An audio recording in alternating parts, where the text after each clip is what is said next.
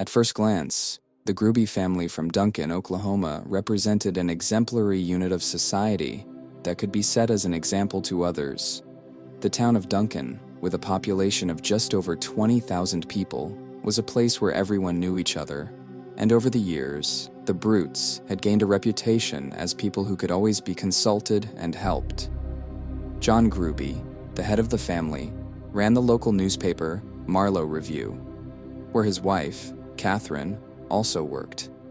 They lived together for many years, maintaining strong family values and maintaining close relationships with their children, son Allan and daughter Catherine Jr. While John devoted himself to the business that passed to him from his father, the family lived a modest but comfortable life. Duncan's society is used to seeing the Gruby family as an example of hard work and decency. John and Catherine always maintained good relations with their neighbors, participated in the life of the city, and, despite the workload at work, tried to devote time to children. Their eldest son, Allan Gruby, was a student at the University of Oklahoma, while their youngest daughter, Catherine, was still a student at Duncan High School. At first glance, their future seemed promising, but only a few knew about the real difficulties that were tearing apart family ties from the inside. Allan became a particularly disturbing figure in the story. Despite the fact that he portrayed a successful young man in public, his behavior increasingly worried his parents. Since his teens, he has demonstrated a penchant for excessive spending and lived in illusions about a luxurious life. At the University of Oklahoma, he was surrounded by fame as a golden boy who could afford expensive Rolex watches, Louis Vuitton designer clothes, and first-class flights. His social media posts were full of photos of Allan posing against the backdrop of expensive hotels, luxury goods, and evening receptions. He liked to add tags like #luxury to his posts, emphasizing his privileged status. Allan did not miss the opportunity to tease his peers, especially those who could not afford the same lifestyle. In one post, he even mocked students who ate instant noodles, clearly pointing out his perceived superiority. However, this wealth was only an illusion. Allan had no money of his own and depended solely on parental financial support. Moreover, his desire for luxury forced him to look for alternative ways to obtain funds, and not always in a legal way. This incident became an occasion for a serious conversation in the family, and his parents finally decided to cut his expenses and limit access to finances, trying to help him take control of his life. But for Allan, it was the beginning of the end. With each passing day, the relationship between Allan and his parents became more strained. Misunderstanding, irritation, and constant quarrels over money left a deep imprint on the atmosphere in the house.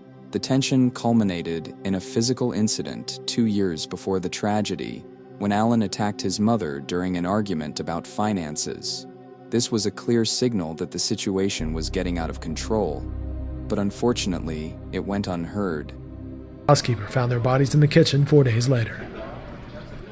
On October 13th, 2014, in the early morning, an ordinary day in the Gruby family began as always. The housekeeper came to the house according to the usual schedule, as she did every week. However, this time she was met not by something familiar, but by a scene that makes her blood run cold. The body of Catherine Gruby, the mother of the family, lay in the kitchen. John Gruby, her husband, was also found dead, not far from the front door. In the kitchen was their daughter, 17-year-old Catherine, who was also killed. All three bodies lay motionless, creating an eerie picture of horror and misunderstanding. The housekeeper, seeing this nightmare, immediately called the police, unable to realize what had happened. In the first hours after the discovery of the bodies, various assumptions arose. Maybe it was a robbery that went wrong, or did someone deliberately attack the family? The answers to these questions remained unclear, and Duncan's community lived in fear, not knowing what to do next. However, the investigation will very soon reveal a much more sinister truth, and this truth will turn out to be much closer to home than anyone could have expected. On October 13th, 2014, at about 9 a.m., the police in Duncan, Oklahoma received an alarm call from the housekeeper of the Gruby family. There was genuine horror in her voice when she reported that she had discovered something terrible in the house where she'd worked for many years. "They're dead, everyone is dead," the woman exclaimed in panic. The dispatcher who received the call immediately sent a patrol squad to the scene, and just a few minutes later, the police arrived on the call. None of the officers were prepared for what they would see in the house on Bent Tree Street. The house of the Gruby family was common in this part of the city. A well-groomed lawn, a clean path to the front door, a cozy facade. All this did not correspond at all to the nightmare that was hiding behind closed doors. The Gruby family was known in the city as hardworking and prosperous. Nothing seemed to portend trouble, but from the very first steps inside the house, it became clear that something terrible and irreparable had happened. When the police entered the house, they were greeted by an ominous, heavy smell of blood and silence, broken only by the echo of their footsteps.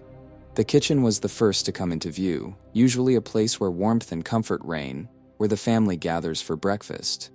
But on this day, the kitchen was a place of death. Catherine Gruby Sr. was lying on the floor in a pool of blood. Her eyes were open, but there was no life in them anymore. With one shot to the head, her life was cut short. Evidence at the scene indicated that the perpetrator was standing right in front of her when he fired the shot. The gun was pointed directly at her face, which spoke of a cold, cruel determination. Another detail immediately caught the eye of the investigators. Judging by the position of the body and the nature of the wounds, Catherine was shot twice. The second shot was fired after she fell to the floor, as if the perpetrator wanted to make sure that she would definitely not survive. The trail of blood led further into the house. In the hallway, not far from the door, lay the body of John Gruby. He was shot as soon as he entered the house. Judging by the position of his body, the shot was fired from the same pistol and in the same cold, calculating style. John didn't have time to realize that his life was about to end. As soon as he crossed the threshold of his house, the killer pointed a gun at his head and fired a fatal shot. John fell to the floor, but his face was frozen in a grimace of pain and surprise. As in the case of his wife, the killer did not limit himself to one shot. There were obvious traces of a second shot on John's body. This act of violence was not only swift, but also thought out to the smallest detail. The third victim, Catherine Gruby Jr., the 17-year-old daughter of John and Catherine, was found at the entrance to the kitchen. Her body was found not far from where her mother was lying. Catherine Jr., apparently, was washing her car on the street that day, and when she entered the house, the killer shot her right in the head. Her face was a frozen mask of shock and horror. She probably saw what was left of her mother before she died. One single shot turned out to be fatal, and apparently, her death was instantaneous. Catherine's body was lying on the floor, as if she had just taken a step over the threshold, not having time to realize that her life was over. These three murder scenes, the kitchen, the hallway, and the hallway leading to the back door, left no doubt about one thing. The killer acted with cold-blooded method. The crime did not look random or impulsive. It was carefully planned. All the victims were shot in the head, a handwriting that is rarely found in robberies or domestic conflicts. This led investigators to believe that the killer was well acquainted with the house and its inhabitants, knew how to enter the house unnoticed, and may have had access to weapons in advance. As detectives continued to inspect the house, they quickly noted the absence of any signs of a robbery. The house looked like no one was trying to steal anything. Money, valuables, and other potential objects of interest for the robber remained in their places. Nothing was overturned or broken. This fact immediately ruled out the version that the crime was committed by a random attacker who just wanted to rob the family, but faced unexpected resistance. On the contrary, everything pointed to the fact that the murders were planned, targeted, and uncompromising. One of the key points in the investigation was related to the video surveillance system installed in the house. The Gruby family was wealthy enough to afford security measures, and the cameras could provide investigators with important clues about who entered the house and when it happened. However, when the police checked the system, they found that all the records had been deleted. This discovery immediately made it clear that the perpetrator knew about the system and had prepared in advance for its shutdown. The investigators understood that this was not just a random robber or an avenger, but someone who carefully planned every step so as not to leave any traces. While the police were investigating the crime scene, a crowd began to gather on the street. Neighbors and family friends watched in horror. For many, it was inconceivable that something so violent could happen in the quiet and peaceful city of Duncan, where crimes rarely went beyond petty hooliganism. The Gruby family was respected among the neighbors, and the news that all family members had been killed shocked the locals. The neighbors couldn't believe that someone was capable of such an atrocity. One of them, Robert, who lived across the street, recalled, "I've known John and Catherine for many years. They were kind, sympathetic people. They always helped us if we needed to fix something or just talk. I can't believe they're gone." Other neighbors also expressed their concern. "I still can't realize that this happened in our neighborhood. It's always been quiet here," shared one of the women who lived nearby. "John and Catherine were so friendly. They always greeted us with a smile when we met. It's just terrible." Shock and horror gradually engulfed the entire city, and residents began to wonder, who could have committed this terrible crime? In the first assumptions of the police, various versions were considered, including a robbery that went wrong, or a revenge crime. However, these versions were soon rejected.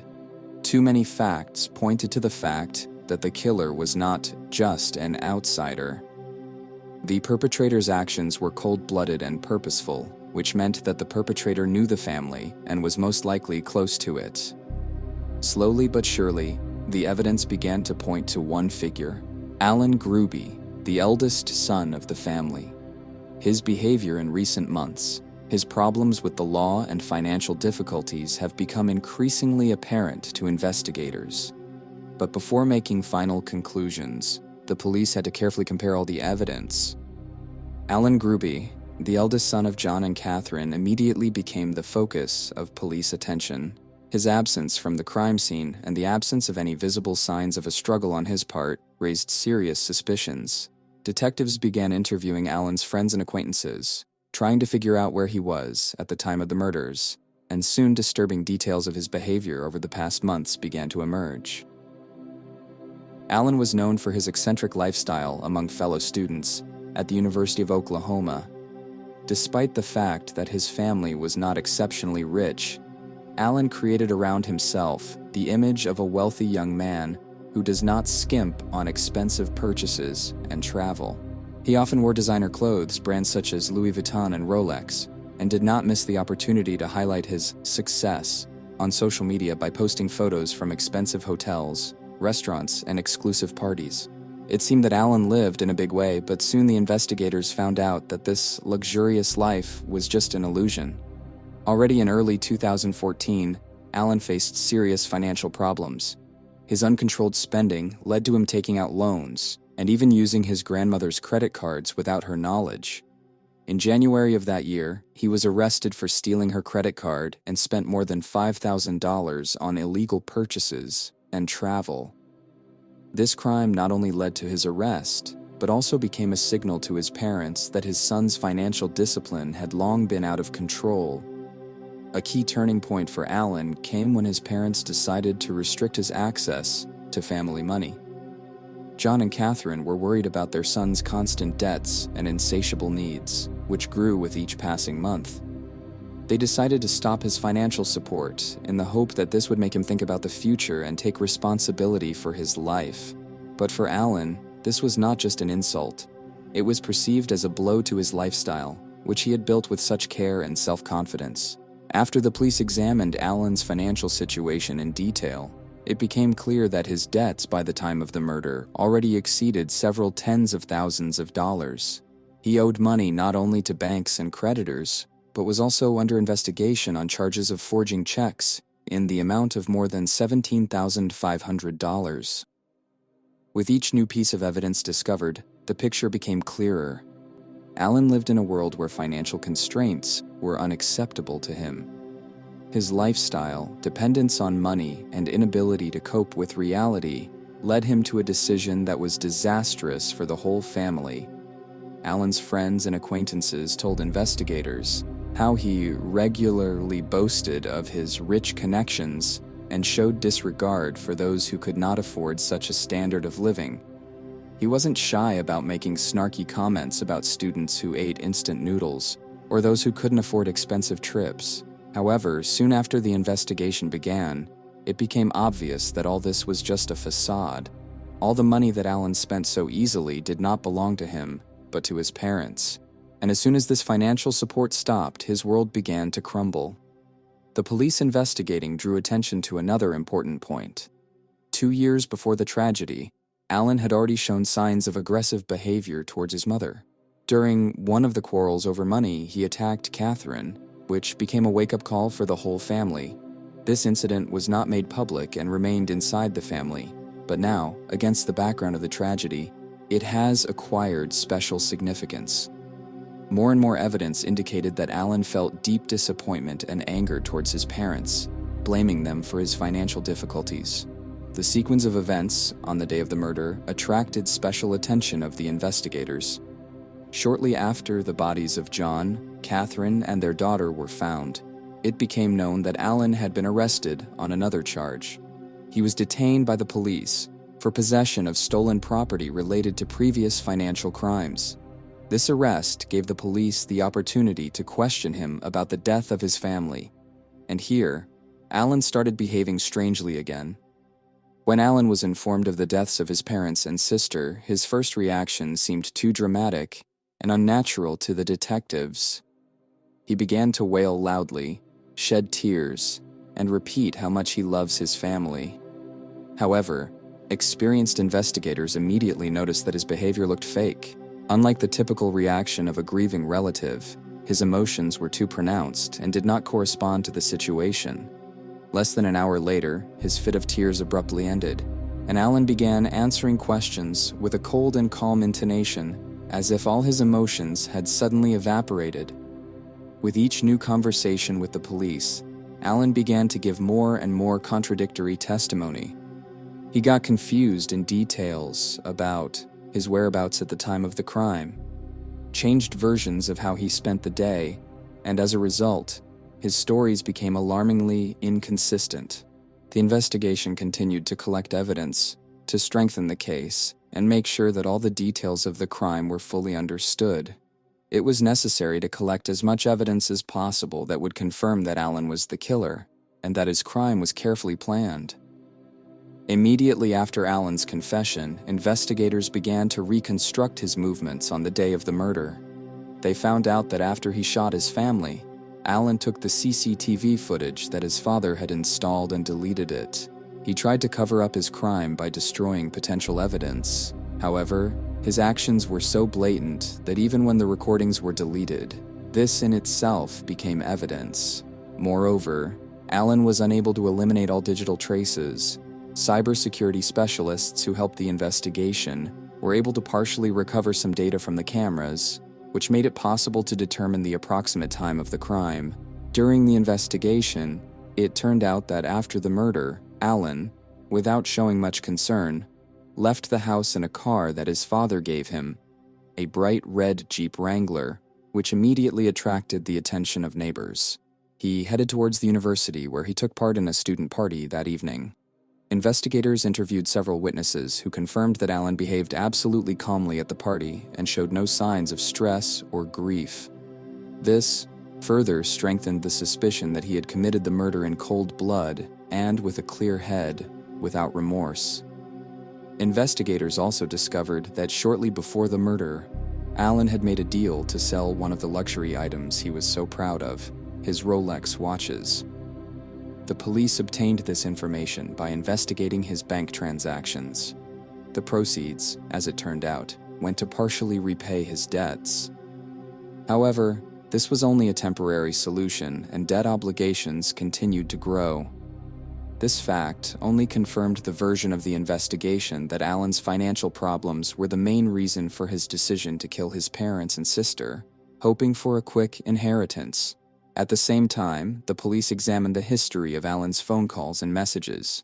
It turned out that shortly before the murder, he contacted several credit agencies and tried to negotiate debt restructuring. His desperate attempts to find the money, combined with increasing pressure from creditors, finally convinced investigators that the financial motive was the main one in this case. Allan Gruby was officially arrested and charged with the triple murder of his parents and sister. After his arrest, the police conducted repeated interrogations of Allan to find out more details about his motives and plans. He confirmed that the purpose of the murder was to obtain an inheritance and admitted that he saw no other way out of his financial problems. He hoped that the death of his parents and sister would quickly lead to him becoming the owner of their property, which would allow him to pay off his debts and continue a luxurious life. However, his plans fell apart as soon as the police began investigating, and the evidence began to surface one by one. Having completed the stage of arrest and evidence collection, the police prepared all the necessary documents for the transfer of the case to the court. The accusation against Allan Gruby became one of the most high-profile in the state of Oklahoma in 2014. Local media widely covered the case, causing shock and bewilderment among residents not only of Duncan, but also the entire state. People were shocked that a young man, raised in a respectful and hard-working family, could decide on such a cruel act for the sake of money. Many who knew Allan could not believe that he was capable of such a thing. One of his university friends, who found out about his arrest, said in an interview with a local newspaper, "We always thought he was just weird, a little carried away with himself. But no one could have guessed that there was a man hiding behind this who was capable of killing his own parents. It's just unbelievable." Now that all the evidence had been collected and Allan was in custody, the investigation was over and the case had passed into the hands of the court. Public attention to the case continued to grow, and many were waiting to see what the next step would be. When Allan Gruby's case went to court, public interest in the process reached its peak. The brutality of the crime, the cynical motive, and the fact that the killer turned out to be the eldest son, raised in a prosperous and respected family, created a tense atmosphere around the case. In the city of Duncan, where everyone knew each other, every step of the trial became the subject of discussion and condemnation. Local newspapers, television, and social media constantly covered the case, and journalists even came from other states to capture every moment of this high-profile trial. Clay reports Stevens County District Attorney Jason Hicks had sought the death penalty, but agreed to resolve the case because The Oklahoma State Attorney's Office, headed by District Attorney Jason Hicks, immediately made it clear that they would seek the harshest possible punishment for Allan. The triple murder with a selfish purpose, the cold-blooded execution of the crime, and the lack of remorse on the part of the accused made the case unambiguous for the prosecution. Hicks told the press that the prosecution intended to seek the death penalty, which in Oklahoma was a very real prospect for those who committed such serious crimes. Allan Gruby killed for money. He killed his entire family, and this makes his crime especially cruel and cynical, Hicks said in an interview before the trial. The huge amount of evidence gathered, including Allan's confession, his DNA on the gloves, recordings of recovered data from CCTV cameras, and financial reports, supported the prosecution's position. Prosecutors have built the case in such a way as to show that Allan carefully planned the murder, seeing it as the only way to solve his growing financial problems. His actions after the crime, his participation in the party, and the complete absence of any attempts to hide or show remorse only reinforced the view that he acted in cold blood and ruthlessly.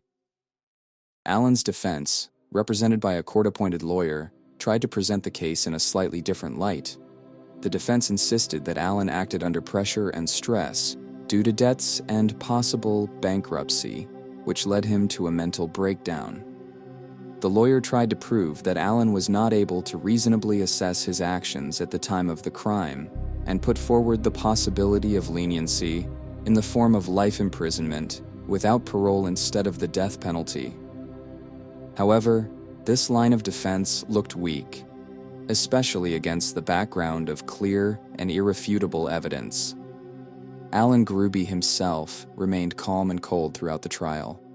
He showed neither regret nor remorse when he listened to the testimony of witnesses or when the details of his crime were read out. Some journalists in the courtroom described his behavior as unusually calm for a man who had killed his family and was now facing the possibility of the death penalty. His detachment and indifference to what was happening only increased public condemnation and confusion about his motives and morale. A 20-year-old pleaded guilty Thursday to 3 counts of first-degree murder after his attorneys reached a plea agreement with prosecutors. However, the key moment in this case was not the trial, but the unexpected admission of guilt that Allan made at the beginning of the trial. His lawyer, realizing that the chances of an acquittal or leniency were extremely low, offered his client to plead guilty to all 3 counts of murder. This could be a way to avoid the death penalty and receive a life sentence without parole. This came as a surprise to many. Admitting guilt without trying to continue the fight in court looked like a surrender.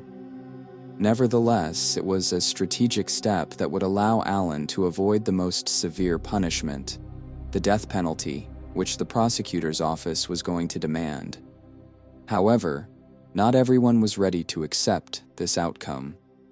Allan's family, including his remaining relatives and his grandmother, asked the court to show leniency and not impose the death penalty. The grandmother, from whom he once stole a credit card, surprisingly expressed support for her grandson, saying that despite the terrible crime, she did not want his life to be completely cut short. This statement impressed the judge and the district attorney and greatly influenced the final decision. Prosecutor Hicks later admitted that if it hadn't been for the family's requests, Allan would almost certainly have received the death penalty.